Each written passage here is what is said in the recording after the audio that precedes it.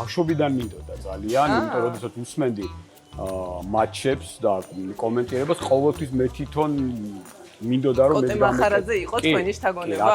რა თქმა უნდა, გუჩა კვარაცხელიამ რაც გააკეთა, ამას ძალიან დიდი დრო და ბევრი ადამიანი ვერ გააკეთებდა. გუჩაში, ეზოში, სკოლაში ბავშვები თამაშობდნენ, ზოგს მესი ეწერა, ზოგს რონალდო ეწერა და ერთი მომენტი გავიხედე, რომ ყველა კვარაცხელია იყო ეზოში აბსოლუტურად. მოგესალმებით წამყვანებო, მივესალმები შუადღის მაყურებელს, ვიმყოფებით ტრადიციულად ყოველ პარასკევს გუდვილის ვაკის ფილიალში და დღეს ძალიან მარტივად ვიფუსფუსებთ ჩემ სტუმართან ერთად, მანამდე კი უნდა შევარჩიო ქაშაყი და ორაგული და ძალიან გემრიელ ესეთ პატარა წასახელსებლებს მოვამზადებთ, რაც ფეხბურთის ყურებისას ძალიან კარგად გამოგვადგება და ასევე ავიღებთ პილმენსაც და გადავინოცვლოთ სამზარეულოში.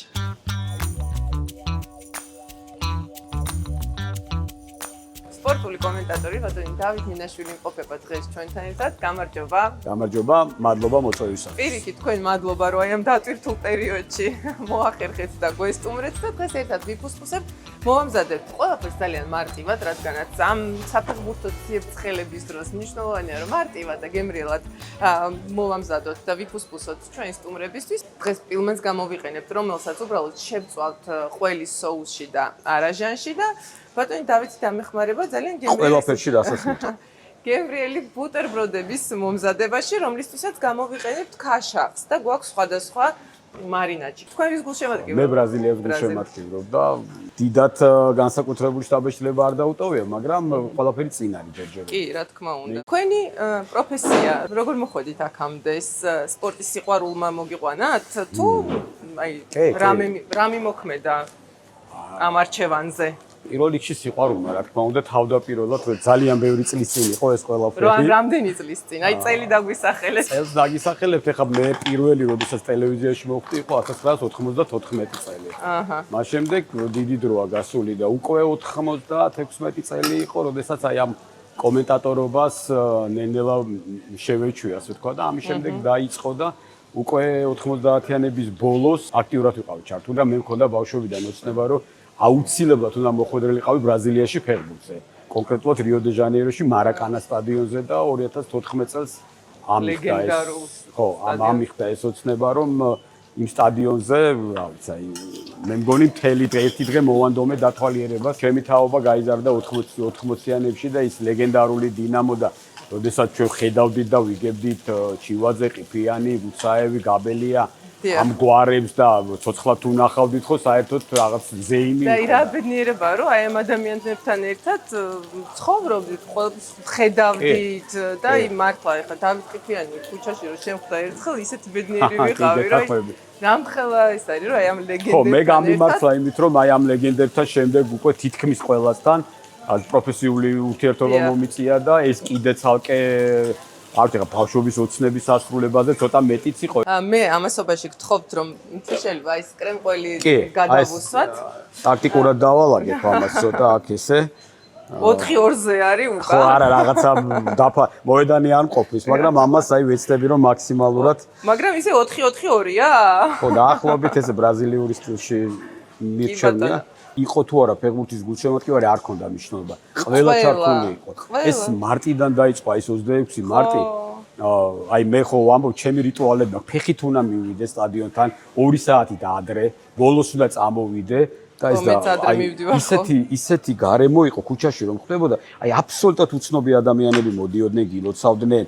აი რატო ისთვის რა შუაში ხარ საერთოდ არაფერის არა და საოცარი ზეიმი იყო, მაგრამ აი იმ თამაშის დროსაც რომ აი ყველა შეყუჟული იყო ტელევიზორთან და ერთი ადამიანიც არ იყო ქუჩაში, აი ეს ჩუმი ზეიმი იყო, აი არ ვიცი რაღაც საოცარი. კი, იმიტომ რომ არავის არ ეცალა იმ დროს სხვა რამის. აი არის კიდე ისეთი რამაც შეიძლება ესე გაერთიანოს. მე ვფიქრობ ძალიან დიდი ბოდიში სხვა სპორტის უდიდესი წარმატებები გვაქვს. კი ვეთნის რა თქმა უნდა და ყველა სპორტი მნიშვნელოვანია და ყველა ძალიან კარგია, მაგრამ ამიტომ არის ეს ფეხბურთი, აი საყოველთაო კიდე ერთხელ ვიმეორებ, რომ თან ფეხბურთი რატოა ესეთი? ყველაზე მარტივი წესები აქვს. ყველა მიცის აბსოლუტურად, აი საქართველოში. თუ იმიტომ რომ ესეთი პოპულარულია და ყველა მიცის. არა, წესებიდან გამომდინარეა ეს ყველაფერი, რომ ყველა მიცის უბრალოდ ფეხბურთი და ყველა ნებისმიერი ადამიანი შეიძლება ეხა გავიდეთ ქუჩაში გავაჩეროთ და ჩვეულებრივ ტაქტიკაზე დამაჯერებლად გესაუბრება და გეტყვის რომ აი ესე არის და ვინც არის ისინიც ყველა ეხლა ხო აი რომ გადავხედოთ იგივე სოციალურ ქსელებს ყველა აბსოლუტურად განიხილავს ნებისმიერი გუნდის თამაშს საქართველოში არის დაახლოებით 4 მილიონი ადამიანი ვინც ყველაფერი იცის მაგრამ უარესი სიტუაცია ბრაზილიაში იქ 200 მილიონმა იცის მე მგონი პორტუგალიაში ყველგან ესია სადაც ფეხბურთი უყვართ ჩვენ ახლა შეგვიძლია რომ ცოტა ხანი კადრის მიღმა განვიხილოთ, დავასრულოთ ჩვენი კერძების მომზადება და დაგიბრუნდეთ უკვე თითქმის მზა კერძებით.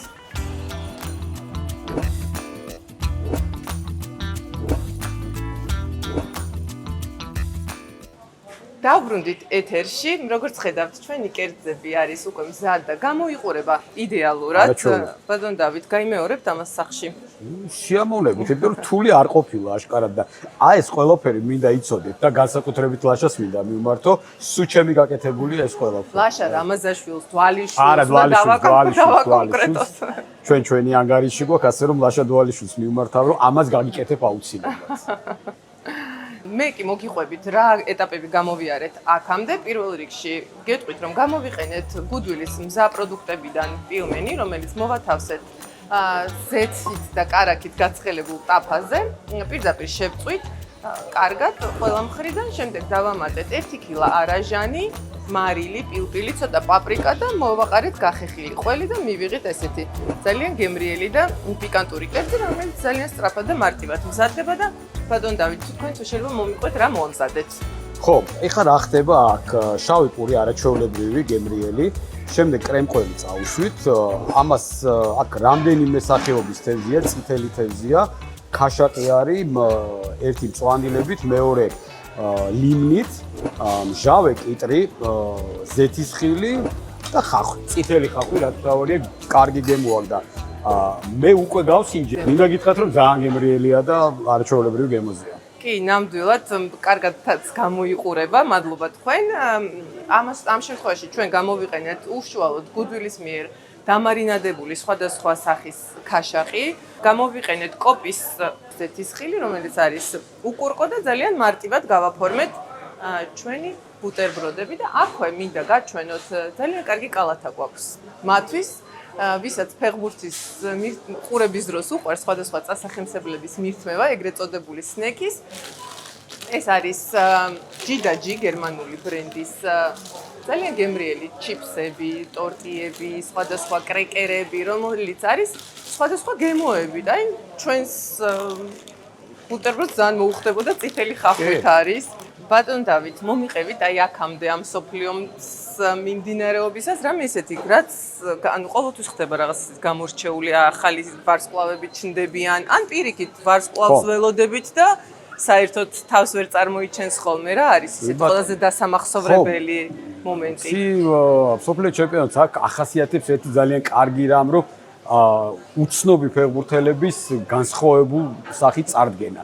აი პირველი იყო ესეთი კაბო-ვერდეს მეტარე, ჯერ ყოველთვის რაღაცა ის ხუმრობის დონე იყო კაბო-ვერდე, რა ქვეყანა, სად არის, როგორ არის და აქედან გამომდინარე კაბო-ვერდე გამოვიდა, ითამაშა ესპანეთის ნაკრებთან და ვოზინია სახელი და ესე სახელი ყველას ახსოვს 40 წლის მეკარე, რომელიც სოციალურ ქსელში გახდა ალბათ ძალიან დიდ ვარსკვლავებზე მეტი გამომწერი ყავს უკვე ყავდა რაღაცა 30000-მდე თუ 30000 რაღაც დაახლოებით ამდენი და თამაში რომ მორჩა უკვე 3 მილიონი იყო.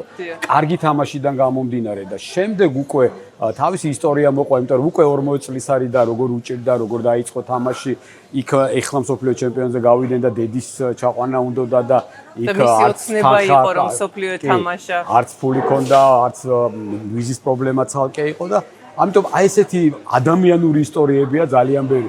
მსოფლიო ჩემპიონატში მონაწილე ქვეყნების დროშები კოკა-კოლას საკოლექციო ქილებზე. გერმანიის, ესპანეთისა და ბრაზილიის ეროვნული დროშების შემდეგ კოკა-კოლას საკოლექციო ქილებს არგენტინის, საფრანგეთისა და ინგლისის ეროვნული დროშებიანი ქილებიც დაემატა. კოკა-კოლა მსოფლიო ჩემპიონატის გემოა.